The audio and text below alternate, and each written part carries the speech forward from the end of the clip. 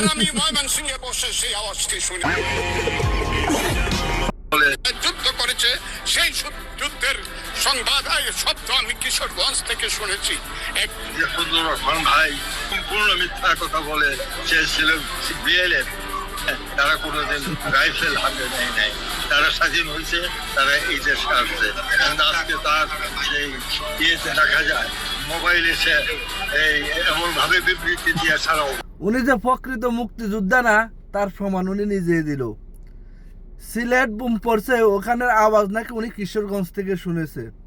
আখাউড়া হামলা হয়েছে, ওখানের আওয়াজ উনি কিশোরগঞ্জ বসে ওনার বাড়ির থেকে শুনেছে। বিভিন্ন জায়গায় হামলা হয়েছে, উনি প্রতিটা আওয়াজ উনি কিশোরগঞ্জ থেকে শুনছে। তার মানে উনি যুদ্ধ করছে কোথায়? উনি তো শুধু ঘরে বসে শুনছে এটার আওয়াজটা শুনছে। তো যুদ্ধ কোথায় থেকে করেছে উনি?